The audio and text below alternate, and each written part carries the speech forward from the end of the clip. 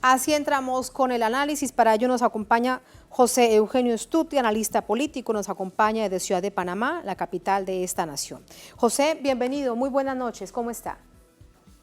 Muy buenas noches, estoy bastante bien, pero muy preocupado por mi país. Muchísimas gracias, gracias por acompañarnos. Y esta preocupación se debe en particular en la coyuntura que, como lo denunciaban hoy los sectores que de nuevo se movilizaron, que el gobierno de Laurentino Cortizo no cumple lo acordado en la mesa de diálogo. Bueno, hay una situación muy compleja en la mesa del diálogo, ¿no? Hay una profunda desconfianza de los movimientos sociales, muy sustentadamente, y por otra parte hay muy poca voluntad política del gobierno de cumplir con lo acordado.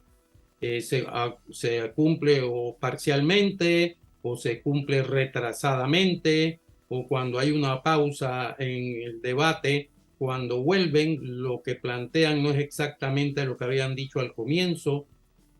Cuando ponen en práctica algo, lo ponen con extrema lentitud y no se corresponde exactamente a lo que se había solicitado o lo que se había acordado cuando es que hay acuerdos. Hay muchísimas cosas en las que no hay acuerdo, ¿verdad? Esto ha llevado a una situación de impasse en ese diálogo, al extremo de que lo que ocurrió hoy fue una demostración de fuerza del movimiento social para advertir de que si o se avanza en el diálogo realmente, o entonces pudiesen volver las movilizaciones gigantescas que ha habido, que han sido las más grandes de la historia republicana de Panamá. José, pero si el gobierno deseara realmente establecer confianza entre todos estos sectores que se sentaron frente a frente en la llamada mesa de diálogo unitaria, comenzaría a cumplir con los acuerdos. Uno fundamental, por ejemplo, es que se abarate un poco el bolsillo de los panameños y panameñas, y para eso se necesitaba entonces el congelamiento de 72 productos de la canasta básica. Sí, efectivamente, pero y el gobierno ha tomado por decreto efectivamente el congelamiento del precio de esos 72 productos, pero cuando usted va a las tiendas no están los 72 productos, o no se ha rebajado el precio, o por el contrario, otros productos han subido de precio. Es decir, es esto lo que parece ser que no hay una absoluta voluntad política de cumplir con lo acordado. Es muy complicado. Yo entiendo que no es fácil, soy en esto absolutamente honesto, llevar al mercado de una vez, de forma inmediata, el congelamiento de 72 productos, porque eso además hay que vigilarlo, etcétera, y tal. Pero bueno, el gobierno debió haber dicho en una semana lo haremos. No, no, dijo mañana, y mañana eso no es así. Entonces, claro, los sectores sociales en la mesa se molestan porque ellos han anunciado que eso iba a proceder de inmediato y no ha sido así. Incluso el gobierno dijo que se iban a vender en unas tiendas que son precisamente del gobierno, el IMA, el Instituto de Mercadeo Agropecuario, y resulta que las tiendas esas están cerradas, no han llegado esos alimentos. O sea, esta es la situación, ¿verdad? Esta es la situación. Se mantiene entonces esta también llamada desconexión del gobierno del presidente Cortizos con el pueblo en general, con las mayorías, que recordemos que en el marco de las protestas que fueron constantes durante 20 días, se decía que el presidente veía una Panamá que realmente no existía. Esa desconexión se mantiene. Sí, por supuesto. Mire, le voy a poner un ejemplo clarísimo. En el día de hoy se firmó un decreto por parte de la presidencia, del gobierno, ¿verdad? Rebajando en un 30% los medicamentos. Y a los jubilados, adicional al 30%, se le da un 20% de descuento. O sea que queda la medicina en un 50% de su valor. Eso lo que ha levantado es un enorme interrogante en toda la población que dice, bueno, pero estos señores, ¿cuánto ganaban? ¿Qué márgenes de ganancia son esos? ¡Qué barbaridad! Que puedan descontar el 50% y les siga siendo rentable el negocio. Pero es que da la mala suerte para este gobierno que en el día de hoy, precisamente, El gobierno de Costa Rica acaba de firmar un decreto liberando la importación de medicamentos, con lo que se rompieron a partir de hoy los oligopolios de las distribuidoras de medicamentos en Costa Rica.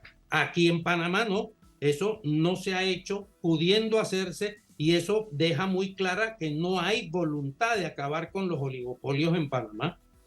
Y el oligopolio de los medicamentos es algo muy grave porque atenta contra la vida de la gente. Por supuesto. ¿Y quiénes están detrás de esas empresas distribuidoras? ¿Las propias farmacéuticas? ¿Son norteamericanas? ¿Tienen negocios con el gobierno? ¿Quiénes están detrás? No, detrás de eso están empresas panameñas, dirigidas por panameñas. Por ejemplo, la presidenta actual de la Cámara de Comercio de Panamá, ¿verdad?, es una de las propietarias de una de las distribuidoras de medicamentos más importantes que tiene el país. Son 5 empresas las que controlan el 80% de la distribución de los medicamentos en Panamá, con precios que son verdaderamente un escándalo. Es cierto que se consiguen mucho más baratos fuera del país y que dentro de la nación la diferencia pueden ser del 100%. Con otras naciones. No, del 100 no, perdóneme, del 200, del 300 y hasta el 400%. Solo hay que ir a Colombia y comprar los medicamentos, o a México y comprar los medicamentos. Créame que lo que aquí le cobran a usted $50, en cualquiera de estos 2 países que le he mencionado vale 10 o 15 dólares. Todo esto entonces nos lleva a preguntar lo siguiente, y con esto despedimos, José, y es que ante la profundidad de la crisis, tardó mucho el pueblo panameño en salir a las calles, y por la movilización de hoy, diríamos entonces el escenario que volverán. ¿Cuál es su reflexión acerca de ese escenario? Bueno, yo le voy a decir que es una incógnita, soy sincero, es una incógnita porque efectivamente hay una desesperanza. Uno de nuestros economistas más prestigiosos, el doctor Guillermo Chapman, el gobierno dice que hay 200,000 desempleados, y el doctor Guillermo Chapman, que ha sido ministro de Economía y Finanzas, dice que él calcula que es el doble, 400,000 desempleados. Si usted le suma a eso, un 50-51% de personas de trabajo informal, ya se puede usted imaginar cuál es la situación social que hay en Panamá. Y lo que está sobre la mesa es una discusión sobre el modelo económico que tenemos. El propio doctor Chapman dice que lo que tenemos es un capitalismo de amiguetes, ¿no? Y que los oligopolios son los que controlan la economía en Panamá. Por lo tanto, esta política empobrecedora de la mayor parte del pueblo panameño, y le doy 2 ejemplos solo para terminar. Panamá es uno de los países que menos recauda impuestos, es el tercer país que recauda menos impuestos en América Latina, y en cambio es el primer país en evasión de impuestos. El propio director general de ingresos de Panamá en el día de hoy declaró que la evasión de impuestos está por el orden de los 3.000 millones de dólares. Nuestro economista más reconocido y hombre de mucho prestigio, el profesor Juan Jované, dice que está entre 4.500 y 6.000 millones de dólares la evasión de impuestos en Panamá. No hay nadie detenido, nadie juzgado, nadie condenado por evasión de impuestos. Ahí está, parte de la crisis que se refleja en las calles del país. José, muchísimas gracias por ese análisis. Buenas noches. Muy buenas noches y gracias por la entrevista. A usted muchas gracias.